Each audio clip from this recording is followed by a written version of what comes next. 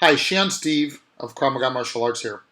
And one of the things that we do as part of our mission here is teach people practical self-defense. And with us being a family-based academy, a big piece is, many of the people that come to us are parents that want to keep their children, want to keep their family safe. So today I want to talk to you about an enemy that I don't think we consider enough. The chances of getting to apply the practical Krav Maga self-defense skills that I teach against a stick or a knife or a gun defense, or even just a choke or a bear hug, are relatively small. We believe, in being prepared because they are possible. And the only thing worse than being a potential victim and being attacked is for that to happen and not be prepared. But there is an enemy that is in our homes and maybe in your kids' pockets all the time.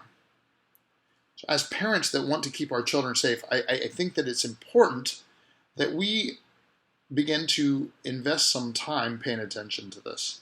Look, I've heard people loosely talk about it, but I'm not talking about loosely talking. I'm talking about training and creating a system to combat this enemy, to proactively ensure that this enemy is not harming our children. In the same ways we do so many things in our dojo. We teach the self-defense against, the kicks and punches and grabs and weapons. And we teach them healthy eating and self-discipline and book reading and all kinds of great things to help our kids be better.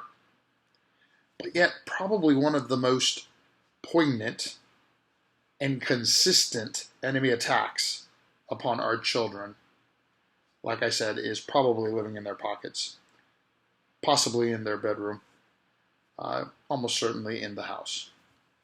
And so, since that's been a 2-minute introduction, I'm going to get right to sharing what I want to share, and you've probably figured out some of it.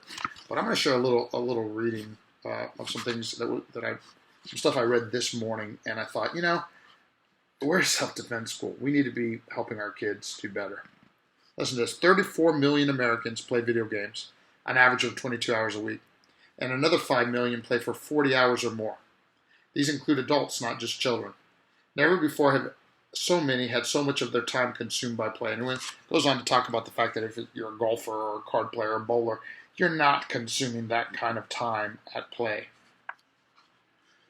Goes on to talk about the addiction. In the past, we thought of addiction as related to chemical substances, heroin, cocaine, nicotine. Today we have the phenomenon of behavioral addictions, where people are spending 3 hours a day tethered to their cell phones. Teenage boys spend weeks alone in their rooms playing video games. Snapchat will boast that its users open their app more than 18 times a day. For my book, I spoke with a young man who sat in front of his computer playing a video game for 45 consecutive days. The compulsive playing had destroyed the rest of his life. He ended up at a rehab clinic where they specialize in treating people with gaming dependencies. About smartphones, he added, these gadgets are the perfect delivery devices for addictive media. Games and social media were once confined to our home computers. Now portable devices allow us to engage with them everywhere. Today we're checking our social media constantly. And it goes on and on. The point of the story, of course, is that there is a real addiction created by this thing.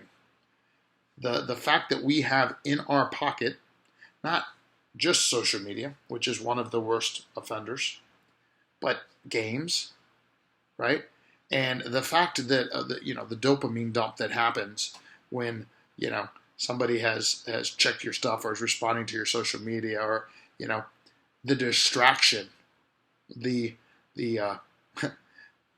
onset ADD, I don't know what you want to call it, that is created by these things. There's so many ways that this technology is harming our children. And it's time that we do something about it.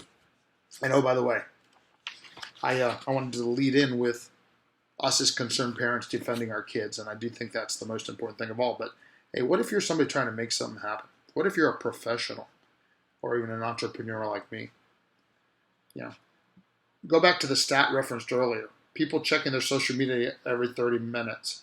In an 8-hour workday, that's 16 times. Over 240 work days in a year, 4,480. If each check-in consumes only 3 minutes and the average loss is much higher, that's 13,440 minutes in a year, 224 hours.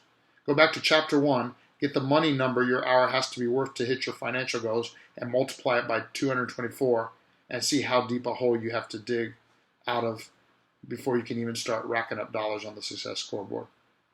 What feels insignificant is far from it. So, see, this ain't just kid stuff. Like I often say about the leadership development pieces of what we do at Krav Maga Martial Arts, it's not just for kids, it's for all of us. This enemy is one we all face. This enemy threatens our productivity. It threatens our mental health. It threatens our relationships. On and on and on. The question is, will we control the technology, or will we allow it to control us? I got some ideas on some things we're going to start doing at Krav Maga Martial Arts. We're going to put into our character development and leadership program, and that we're going to do to help people turn it off, to help people replace social media and television and other non-productive time with more productive time. If you're watching this, I hope you'll join us in battling this known insidious domestic enemy. Prepare to live, empower to lead. Make it a great day.